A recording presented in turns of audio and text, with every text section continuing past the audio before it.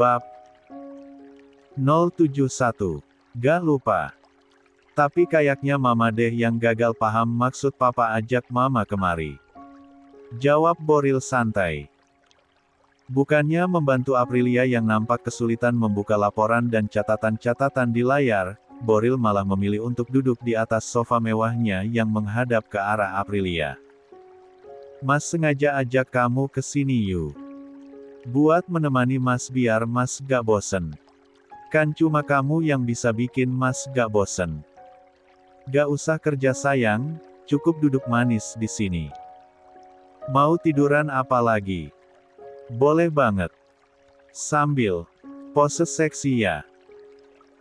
Ingatkan Aprilia untuk menyetok kesabaran luar biasa menghadapi suami dengan tingkat kemesuman level dewa. Bayangkan saja kini ayah dua anak itu tengah bersender di sofa dengan kedua tangan ia lebarkan di bahu sofa lalu memandang Aprilia lapar. Pernah lihat Michelle Morone di 365 Day? Pada scene ruangan ungu. Nah, begitulah persis si kumis manis ini. Tatapannya itulah yang kadang suka membuat Aprilia salah tingkah sendiri. Ia lalu mencoba mengalihkan perhatiannya dengan membaca serius laporan-laporan tersebut. Tinggal sebagai Alessia Casano selama berbulan-bulan di Italia sekaligus mempelajari banyak hal termasuk bisnis membuat Aprilia tidak aneh dan kaget dengan laporan-laporan perusahaan seperti ini meski tidak mengerti dengan jelas namun dia paham apa yang harus dilakukan ketika mendapat laporan mengenai promo-promo perusahaan dan juga keuntungan yang didapatkan semenjak produk WANGPED pendapatannya meningkat lebih dari 100%. Ketika pertama kali diluncurkan. Dan dalam laporan kali ini disebutkan kalau salah satu penyebab naiknya keuntungan fantastis yang diterima oleh suami adalah dari iklan tanpa di-skip yang beredar di media sosial dengan Boril yang menjadi modelnya. Sebegitu luar biasanya memang Boril ini. Boril mendapatkan notif pesan dari putrinya. Dan alangkah terkejutnya Boril melihat foto yang dikirim. Dari kata-katanya Boril yakin kalau ini bukanlah Stella yang mengirimnya. Satu foto Stella dan Alex sedang tersenyum ke arah kamera dengan yang memegang perut Stella. Isi pesan yang tersemat di dalamnya lah yang membuat Boril melotot. Papa, izin gawa Stella ke BRRBES ya, mau nabung. Honeymoon. Lengkap pakai emoji love yang menyebalkan. Perubahan wajah Boril kemudian dilihat sang istri yang merasa lucu ketika kumis Boril naik turun. Kenapa sih mas? Nih. Lihat, si Alex udah berani pegang-pegang Stella sambil diliatin ke mas. Sambil izin mau ke Brebes honeymoon lah. Gerutunya sambil menuduhkan foto Alex dan Stella pada Aprilia. Wanita cantik itu lalu tertawa. Biarin aja sih. Alex itu suaminya loh mas. Oh iya, kapan kita ke Brebes mas? Aku mau ikut dong, aku belum pernah ke Jawa lagi. Terakhir waktu acara kelulusan SMP ke Magelang lihat Candi Borobudur. Udah. Belum pernah ke sana lagi aku mau ikut ke Brebes ya, boleh ya? Boril menaruh kembali ponselnya ke dalam saku. Gak ah. Aprilia yang tadinya antusias lalu berubah muram. Lagian mereka itu mau bulan madu. Resepsinya paling cuma 1 hari. Payah. Mau honeymoon aja harus pergi. Kayak kita dong ya ma. Di sofa juga bisa. Sini ma. Ujar Boril sambil menepuk pahanya berharap si netra abu naik ke atas pangkuannya. Aprilia menghela nafas lelah lalu memicing ke arah suaminya. Mama kerja pa, jangan aneh-aneh. Balas Aprilia tak kalah kesalnya pada sikap suaminya. Katanya mau ajak Aprilia diskusi karena tak ada Alex. Tapi tahunya tidak di rumah, tidak di kantor, ada saja yang dipikirkan suami aneh bin ajaibnya. Boril tersenyum. Menggoda sang istri yang malu-malu tapi sebenarnya mau banget itu adalah hal yang menyenangkan untuknya. La selalu senang saat Aprilia merona untuknya. Dan tidak ada salahnya untuk mengabulkan permintaan istrinya untuk menghadiri pesta pernikahan Stella di Brebes. Karena jujur saja Boril merasa bersalah. Melewatkan resepsi di Jakarta kemarin dan ia berjanji akan menebusnya di tempat kelahiran Alex di sana nanti. Baik sekali bukan hatinya? Bukan. Fernando Jose hanya sedang cari simpati saja pada istrinya. Walau bagaimanapun kadang ia masih tak percaya diri jika berjalan bersanding dengan Aprilia di sisinya. Aprilia sangat muda dan cantik sedangkan La sudah lebih dari dewasa. Perlu banyak usaha agar Aprilia masih mencintainya. Setidaknya itulah yang Boril sugestikan pada diri sendiri. Sungguh meskipun ia selalu tampil percaya diri dan terkadang over namun jauh di lubuk hatinya dia sering takut dan bertanya-tanya akankah Aprilia meninggalkannya jika fisiknya tak setampan ini lagi. Liatin apa? Aprilia sesekali menengok ke arah Azam yang masih pulas di atas box bayinya dan juga Boril di atas sofanya. Boril tersenyum lalu menggelengkan kepalanya. Mas cuma pikir kalau kamu terlalu muda untuk jadi nenek kalau Stella nanti punya anak. Boril mencoba melucu dalam ucapannya barusan namun Aprilia tak menangkap itu. Justru ia rasa kalau suaminya terlihat sedang bersedih kini. Aprilia lalu mematikan layar laptopnya dan berjalan menuju si bayi besar yang menggeser duduknya agar Aprilia memiliki space untuk duduk. Namun ternyata Aprilia malah memilih untuk duduk di atas pangkuan Boril dengan mengangkanginya. Boril terkejut namun ia tak keberatan sama sekali. Karena memakai rok span di bawah lutut, Aprilia menarik ujung roknya agar memudahkannya duduk dan paha putih mulusnya kini terpampang jelas. Serta langsung saja menjadi tempat berlabuhnya tangan Boril. Mas juga masih muda untuk ukuran kakek. Kakek ganteng. Goda Aprilia nakal sambil mengelus rahang suaminya yang ditumbuhi bulu-bulu cukup lebat ini. Boril mememkan mata menikmati sentuhan tangan halus Aprilia di pipinya. La balas dengar jadi disyukuri mas, aku gak masalah dibilang nenek. Resiko nikah sama om-om kan gitu. Candanya yang langsung mendapat delikan tajam dari Boril. Aprilia tertawa melihat candaannya berhasil. Namun tak lama ketika ia merasakan kalau tubuhnya melayang dan kini terbaring di atas sofa dengan Boril berada di atasnya. Oh ya.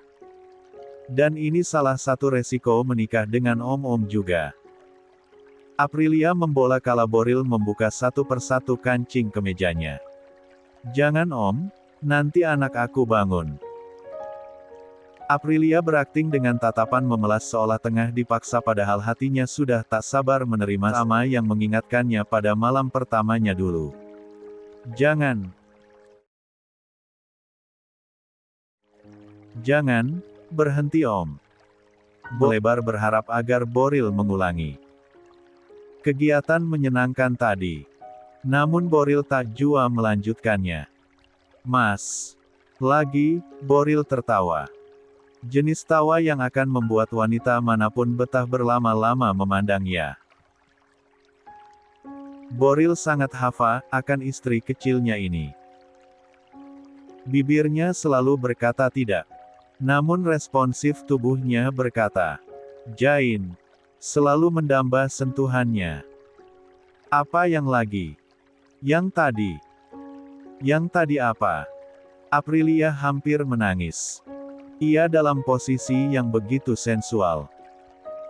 Ditambah posisi kalau sewaktu-waktu Azam bangun atau bisa saja ada yang mengetuk pintu. Misalnya karyawan Boril yang memberikan laporan. Aprilia ingin cepat selesai namun Boril malah tersenyum di atasnya. Try it. Ucapnya nakal. Ia malah bangun dan Aprilia ikut dibawanya. Menuju kaca besar runannya yang berfungsi sebagai jendela. Itu. Mas. Mau ngapain? Malu? Boril membuat Aprilia menghadap jendela di mana ia bisa melihat kendaraan lalu lalang di bawahnya. April menempelkan tubuh mereka lalu berbisik di kuping Aprilia. Tenang aja. Kita emang bisa melihat dengan jelas keluar. Tapi mereka gak bisa. Kaca ini khusus didesain. Seperti selalu merasa bangga pada dirinya yang berhasil membuat Aprilia seperti ini. Aprilia kira ini telah selesai. Namun bisikan Boril membuatnya merinding, "Mas, belum selesai. Aprilia sudah dapat menantu, Ma. Putrinya Boril sudah menikah." Sedikit haru bercampur tawa terdengar dari seberang sana kala Adriana mendapatkan telepon dari Ayasa sang putri angkat mengenai kabar Aprilia.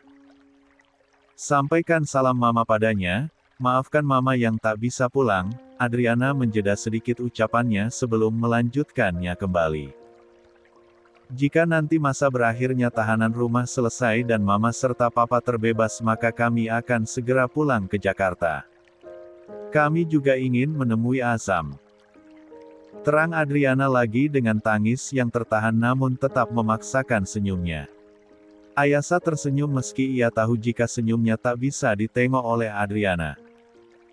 "Jangan lupa minum obat Mama, tetaplah jaga kesehatan," ucap wanita cantik dengan dua orang anak itu ketika mengakhiri sambungan teleponnya. "Mama titip salam untuk kamu dan jika sudah bisa ke luar negeri, maka Mama akan cepat datang ke Jakarta. Mau bertemu cucunya," ucap Ayasa gemas sambil mencubit Azam yang tenang terlelap dalam gendongan Aprilia. Rupanya Ayasa tak sendiri. Telah bersama dengan sang adik angkat di taman kediaman keluarga Rohichan kala pagi ini ia dan suaminya datang berkunjung. Luar biasa memang Boril ini. Dia yang tak datang ke pesta kemarin malam dan melewatkan tamu-tamu penting, namun dia yang didatangi para tamu tersebut pagi ini. Salah satunya adalah pasangan Alexander. Setelah sebelumnya tadi pihak manajemen televisi yang bekerja sama dengan WANGPED datang mengucapkan selamat atas pernikahan putrinya. Selagi Aslan bicara dengan Boril, maka Ayasa pun bicara dengan Aprilia. Hal yang mereka bahas pun tak jauh dari seputar baby Azam Atana Rohichan dan perkembangannya. Lalu pembicaraan pun berlanjut dengan kabar kedua orang tua mereka di Milan sana. "Masih marah sama Mama Papa?" tanya Ayasa membuat Aprilia makin larut dalam diamnya. "Aku dengar suamimu sudah membeli lagi perusahaan Papa." Aprilia menganggukkan kepalanya sambil menimbang Azam. Katanya buat Azam. "Bukan cuma kasih kado buat Azam, tapi buat kasih paham sama kamu kalau suamimu sudah memaafkan Mama dan Papa." "Masa kamunya enggak? Aku udah maafin kok. Kemarin telpon sama Mama bilang kalau kami mau ngunduh mantu, kamu gak ngobrol sama Mama. Buktinya Mama nanya lagi sama aku." Aprilia tak bisa menjawab lagi ucapan Ayasa. Sedangkan wanita cantik berlesung pipi itu tak gentar membujuk Aprilia agar memaafkan orang tuanya. "Temuilah Mama dan Papa di Milan, karena mereka gak bisa ke Indonesia. Mereka kangen cucunya." Aprilia menunduk sebentar untuk mencium rambut halus putranya. Mereka memang pernah salah. Bahkan Mas Aslan aja sampai ikut-ikutan ambil tindakan karena merasa Papa dan Mama keterlaluan. Biasanya dia gak pernah loh kayak gitu. Dan dia gak kenal sama Boril. Tapi karena peduli sama kalian, untuk pertama kalinya Mas Aslan ikut campur urusan orang lain. Papa sama Mama sudah dapat pelajaran dari apa yang mereka lakukan. Jadi sudah saatnya kamu maafin mereka. Terangsang Nyonya Alexander panjang lebar yang berusaha untuk mencairkan hubungan antara anak dan orang tuanya yang sempat terputus karena masalah rumah tangga Aprilia. "Kalau aku boleh saran, hubungi Mama sama Papa." Aprilia terdiam sebentar. Ia bukanlah pendendam dan tak pernah semarah ini apalagi pada orang tuanya sendiri. Namun entah Mengapa mengingat kelakuan kedua orang tuanya yang mencoba menjualnya pada Andika serta memisahkannya dengan Boril sampai Andika berbuat kejahatan seperti itu, membuat Aprilia memiliki kebencian tersendiri. Ayasa menyentuh pundak adik angkatnya tersebut lalu menepuknya pelan. Keikhlasan akan membawa kebahagiaan. Percayalah. Terang wanita cantik berlesung pipi itu. Sementara para nyonya bercengkerama di luar, Boril, Aslan dan Bayu serta Cindy berada di dalam. Dengan melihat ke arah luar. Kamu yakin?